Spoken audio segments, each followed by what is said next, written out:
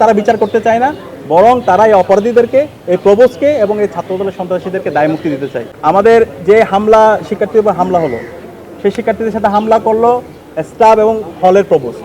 তারা এখন পর্যন্ত ওই স্টাফ এবং হলের প্রবোজের বিরুদ্ধে কোনো ধরনের ব্যবস্থা গ্রহণ করে নাই। পরবর্তীতে যারা যৌক্তিকভাবে আন্দোলন করছে, ভিকটিম এবং হল সংসদের নেতৃবৃন্দ, তাদের উপর ছাত্রদলের সন্ত্রাসীদেরকে নিয়ে এসে হামলা করা হলো, তাদের বিরুদ্ধে এখন পর্যন্ত কোনো ধরনের ব্যবস্থা গ্রহণ করা হয় নাই।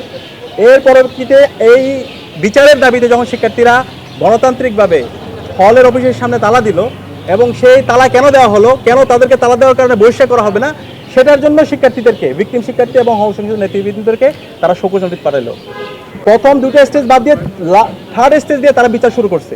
তো আলটিমেটলি তারা বিচার করতে চায় না, বরং তারা এই অপরাধীদেরকে, এই প্রবোজকে এবং এই ছাত্রদলের সন্ত্রাসীদেরকে দায় মুক্তি দিতে চায়।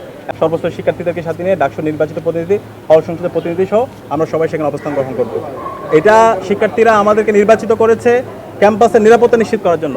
আমার একজন শিক্ষার্থীকে বিশ্ববিদ্যালয়ের প্রবোজ নামের গুন্ডা তাকে ডেকে শারীরিক এবং মানসিকভাবে নির্যাতন করবে, বিশ্ববিদ্যালয়ের ভিসি এবং প্রশাসন তাদেরকে দায় মুক্তি দিবে, সেটা আমরা বেঁচে থাকতে সেটা হতে দিব না। আমরা যতদিন আছি এবং এই বিচার আমরা জাস্টিস নিশ্চিত না করা আগ পর্যন্ত আমরা এই বিশ্ববিদ্যালয়ের ভিসির অফিসের সামনে আমরা অবস্থান কর্মসূচি গ্রহণ করব, আমরা সেখানে অবস্থান করব। আমরা ইতিমধ্যে আমাদের অবস্থান জানিয়ে দিয়েছি।